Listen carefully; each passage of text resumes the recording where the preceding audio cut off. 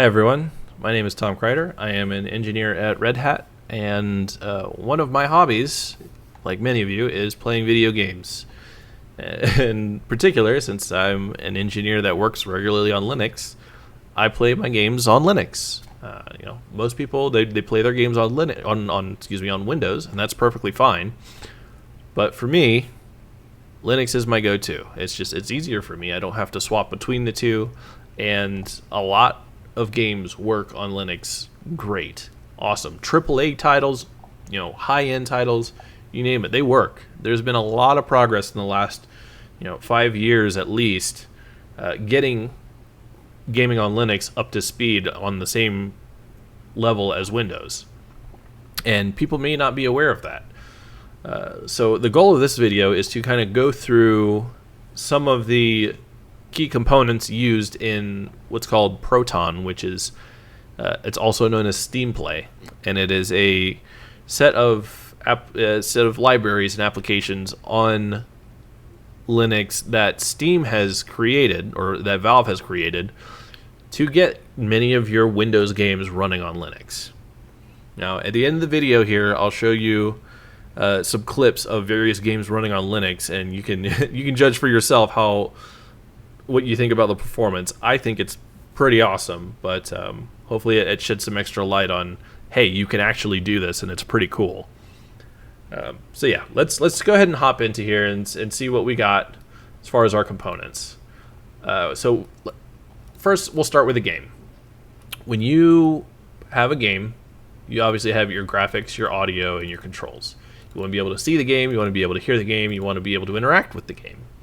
Obviously, you would also have a section here for networking. That's not added here because it's fairly simple. It's the same thing as the others. It goes from the game through Wine on the Linux side, and then out through the network drivers on the Linux side. There's nothing too complicated about that. But let's talk about some of these more complicated ones. We'll start with the controls and the audio, because those kind of end up at the same location.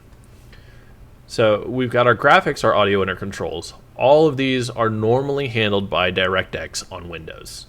And DirectX is a set of APIs which consists of Direct3D, Xaudio, and D-input and X-input. Right? So typically most games on Windows just use DirectX for all three of these. There are a few that don't use Direct3D and instead would use something like your Vulkan or your OpenGL. For example, Doom 2016. That was a big title when it first came out, and it runs like a champion, and it uses Vulkan directly. It doesn't go through Direct3D for its graphics. And the other cool thing about it, it has an OpenGL backend for older hardware. So again, it goes to OpenGL directly. There's no Direct3D involved there. So that's just one example. There are several other games that have Vulkan and OpenGL usage directly. And those also, like I said, those run great in Linux. There's no need for translation there. But let's get into the other two here and continue on. So the audio component for DirectX is Xaudio, and the control input for controllers and devices, USB devices and Bluetooth devices, stuff like that, is there. D input is the older one. X input is the one that's more frequently used. But both of these are, again, components of DirectX. For the Linux side, when we run the game, these API calls get sent through Wine, and that starts our next question. What is Wine? Well, I can tell you Wine means Wine is not an emulator. That's been said, so many times on the Linux community that it's basically a meme by now. But the reason that it's specified that it's not an emulator is because we're not creating an entire fake environment. We're not emulating that we're Windows. We're doing direct translation. There's a huge difference here, and the reason that it's a big difference is because translation is not the same as emulating. If you're having a conversation with somebody and that person speaks a different language, and you have a person translating between you, that person is not trying to be you. They're not trying to impersonate you. They're just translating what you're saying. The same thing with Wine. With Wine, when you are running a game, it's translating all those different calls for Direct 3D and X Audio, D input, Xput, input. It translates them, and the way it does this is using various different libraries to do so. And these libraries are all of these down here that you can see listed. So these are the pretty awesome components of Proton that assist Wine with getting our games running on Linux. It's pretty cool. So on the audio and the D input side, or the control side, just to get those out of the way because that's a little bit easier to tackle, we've got F audio for our audio.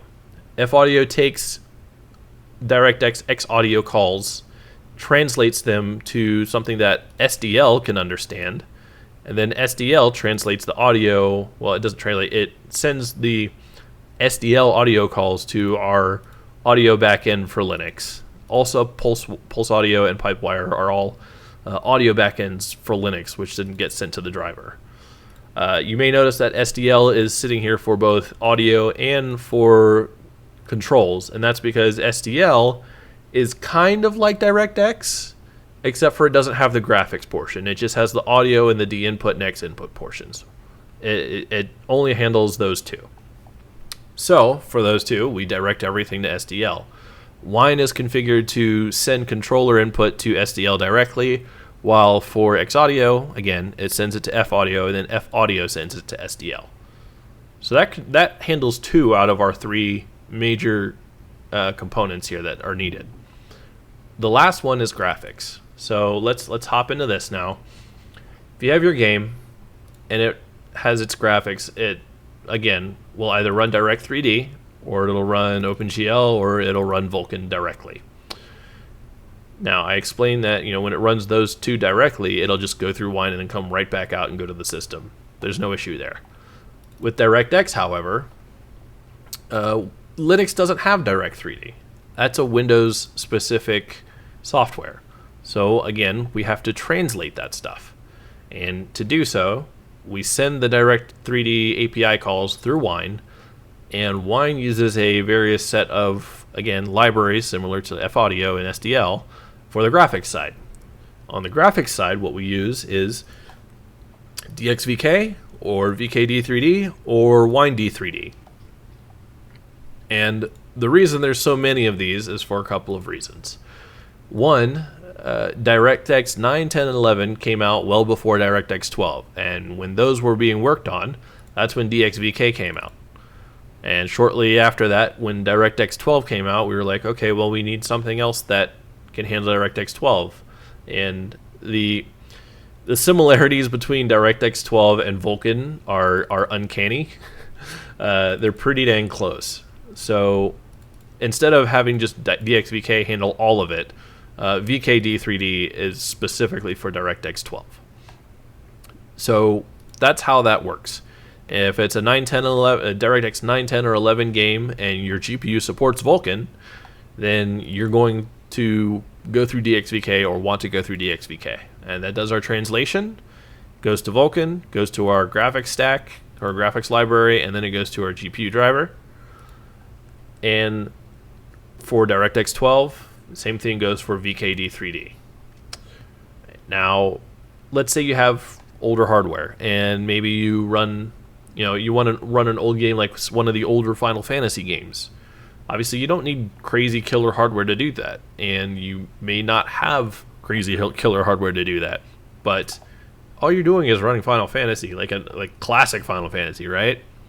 In that case, you have OpenGL. OpenGL is plenty for that. And obviously, if the game is still meant to run in Direct 3D and you don't have a Vulkan backend, Wine will still be able to use the WineD3D backend for OpenGL. So again, this also handles DirectX or Direct 3D 9, 10, and 11, but it sends the calls to OpenGL instead of Vulkan. So that's the 2 differences. You got your VKD3D and your DXVK, which handle all of Direct 3D going specifically to Vulkan, and then you've got your WineD3D for DirectX 9, 10, and 11 to OpenGL. And that's it as far as how those work. let me also talk a little bit about these graphics stacks down here. So you got your Mesa graphics library, and you got your NVIDIA graphics library, and one other one that's missing here is the AMD GPU library, or AMD GPU Pro library. And I didn't add this one because it's not very often used compared to the NVIDIA library. With NVIDIA cards, you have to use their proprietary driver, which unfortunately their drivers are not open source, but they work great. They work really, really well. I mean, each driver has their own quirks. There's always going to be bugs here and there, no matter what. Even on Windows, there's plenty of bugs for that stuff. But the difference here is that the Mesa graphics library and the AMD and Intel GPU drivers are completely open source. In fact, all of this stuff is open source. It's all open, this whole thing. And what that means is that the code is out there for anyone to view, anyone to debug, anyone to troubleshoot. You don't have to rely on some company. You don't have to go and wait for some company and pray that they fix a bug that you found. Now, with NVIDIA, you'll probably have to do that because NVIDIA's drivers are closed source, so you report it and hope for the best. But for AMD's drivers, as long as you're using the open source graphics library and the open source GPU drivers, you can go on their source. You can go to their source code. You can report a bug. You can try to debug it yourself. If you're good at coding, you can try and code the fix yourself. Or who knows, maybe someone else that's from the community may also see it and be like, hey, I know how to fix this. Here's a fix. It's an extra option. It gives you that extra bit of freedom to kind of do what you want, or maybe get things fixed faster than, say, waiting on the company that provided the GPU to fix it. Again, you don't have that with the GPU Pro drivers, but there are advantages to using the GPU Pro drivers as well for AMD. And, for example, if you're running something like DaVinci Resolve, where you need whatever features they have, or transcoding and stuff like that, you can get the open source, or you can get the closed source AMD GPU Pro drivers if you need them. But having this option, the Mesa graphics library and the open source AMD and Intel GPU drivers, is amazing. That is one of the things that has kept me on Linux for the longest time, is the fact that if there's a GPU driver bug or issue, I can go report it and or debug it. Like, I can look at the code and try and figure something out. And, not everyone's a tinkerer. I understand that. But there's nothing wrong with using the NVIDIA driver. There's nothing wrong with using the GPU Pro driver. Whatever tool gets the job done and works well for you, that's perfectly fine. I'm just saying, having open source stuff is really convenient and really freaking cool. Not only that, but AMD also contributes. Not only they work on their GPU Pro driver, but they also contribute code to the Mesa graphics library and the open source drivers. So AMD's kind of doing double work and giving us a huge favor. So kudos to them for doing that. One of the last topics I want to hop on here is these extra bits here on the side. I'm almost done. I know I've been talking for quite a bit, and I'm trying to keep this as brief as possible. And I know there's a lot of information here, so I hope that people are able to review this, and if it piques their interest, obviously review it and see if they understand it better.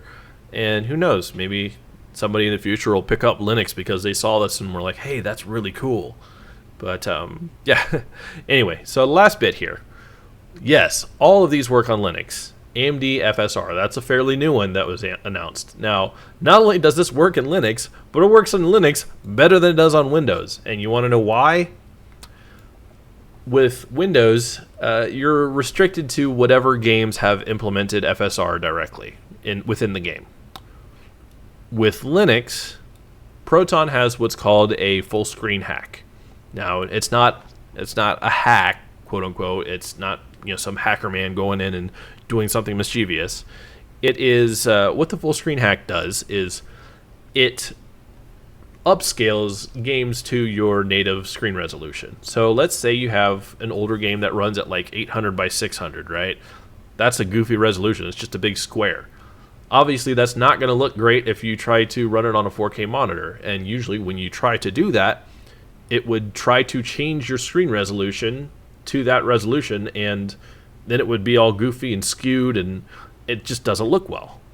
So what the full screen hack does is it upscales the game and uses an internal upscaler to make it look presentable and halfway decent on your screen. So, obviously if I run the game, I might have some black bars on the left and right side because it's not the same aspect ratio, but the game is presented and it doesn't change my screen resolution, and I can still view everything and play it perfectly fine. Might be a little blurry because of the upscaling, but it's still perfectly playable, and it's way better than it trying to change my screen resolution, having it skewed and weird. So where does FSR come in? Well, some geniuses that work on Proton have found a way to replace the full screen hack upscaler with FSR. So instead of using the standard upscaling backend, it uses FSR for its upscaling backend, which makes everything look amazing. It's so cool. I've tested this on a couple of games, and it blows things out of the water. Witcher 3 looks phenomenal. Forza Horizon 4 looks awesome. Borderlands 3 works great. Cyberpunk 2077 is great. Days Gone looks awesome. Warframe, another really awesome one. I was getting like 250 something FPS at max settings at 4K on that game in Linux. I was like, holy crap. But yes, basically, as long as the game doesn't have its own internal upscaling mechanism, and it's able to run on Vulkan through either Vulkan directly or VKD3D or DXVK, it can take advantage of FSR. That's any game. Any freaking game in your Steam library. As long as it uses one of those three and doesn't have an internal upscaler, you get FSR for free. That's pretty awesome. The next few things here, they've got some pros and cons, but we'll go through them because they do work. NVIDIA DLSS. This one works. The current limitation is that it only works for Vulkan games. So games that are Windows games that run Vulkan can use DLSS. However, if they're going through VKD3D or DXVK, it's not implemented yet.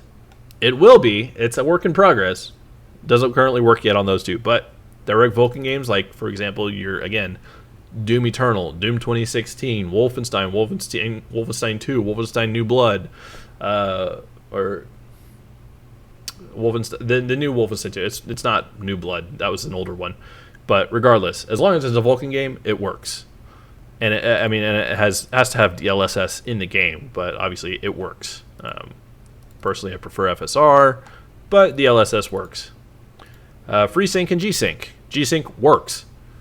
You got the NVIDIA drivers, you got an awesome NVIDIA GPU, it runs. You just click a checkbox and it freaking works. It's on Linux. It's so cool. FreeSync. FreeSync works as well. The only caveat with that is you can't use it on multi-monitor. So if you have double screens, then you're not going to get FreeSync, unfortunately. But if you have something like an ultra-wide that's your only monitor, hey, you got FreeSync. Yeah, you can crank that baby up. Let's see, what else we got? Resizable bar, that works great. Works across pretty much everything. As long as you've got a CPU and a GPU that support it and you enable it in your BIOS, it works. Ray tracing. Ray tracing also works. In particular, there's some GPU driver limitations. So let me hop into those real quick. It works on the NVIDIA driver, and it works for anything running Vulkan can run the ray tracing if the game has it on the NVIDIA GPU driver. On the AMD open source driver, unfortunately, ray tracing is not currently implemented. It is a work in progress. Don't worry, it's coming. It takes a little bit of time, but it's coming. The AMD GPU Pro driver also has ray tracing working. So if you absolutely have to have ray tracing, you can install it. Or you can install the GPU Pro drivers and have your ray tracing on it on AMD. Excuse me. So yeah, those are some of the major new features or new technologies that have recently come out that work in Linux. And again, some of them work better on Linux than they do on Windows, which is pretty awesome. With that being said, I think I've kind of covered pretty much everything that I have here. Hopefully it piques your interest. Hopefully maybe you just died out of boredom. You want to try Linux and jump down this giant rabbit hole of awesomeness. Yeah, that's all I got for you. I hope you guys enjoy. Again, I'm going to play a video here that shows just a few clips of various games running on Linux that are just mind-blowing. I hope you enjoy. Thank you.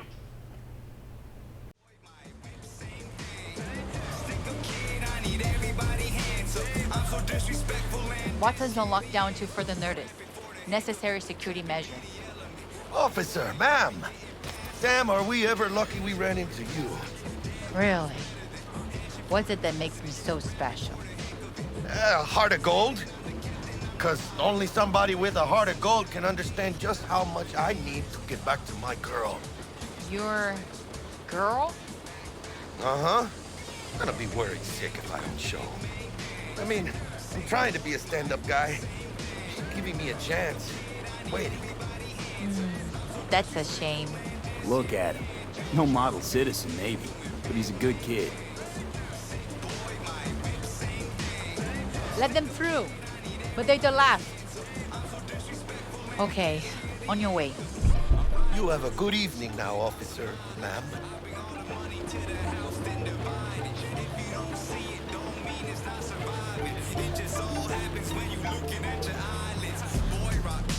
So you can be nice when you feel like it. When am I not nice?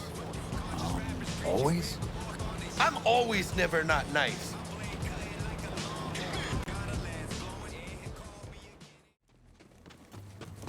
Damn it. That's the Sun Smashers camp, but it looks like the COV got there first. Don't let them leave with the map, killer.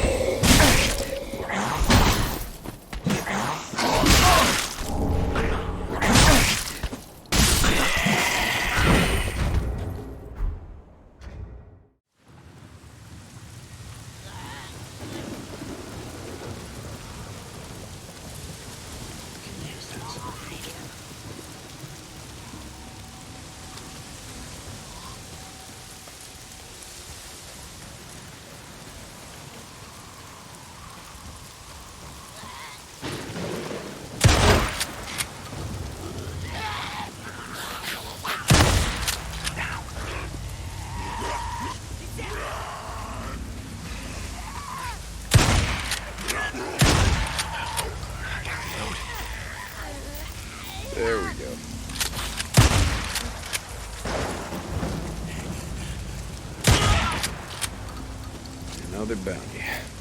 Finally, Jesus.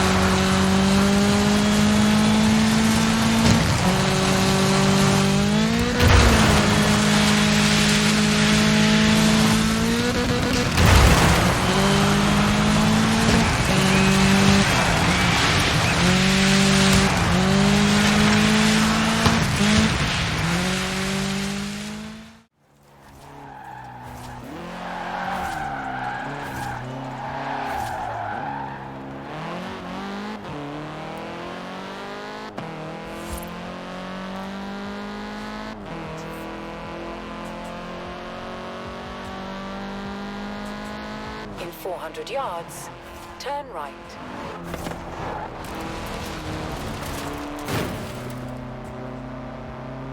Turn right.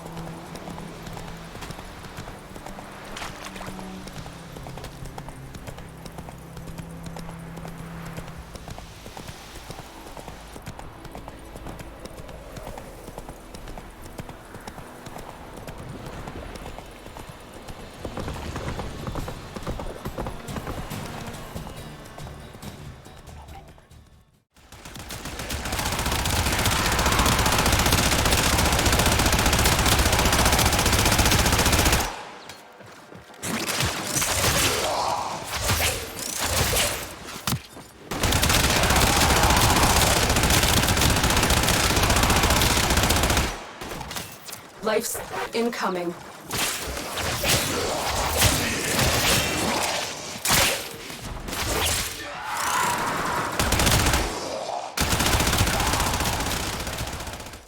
Come on, you! Hadouken! Shoryuken! Iku! Hadouken!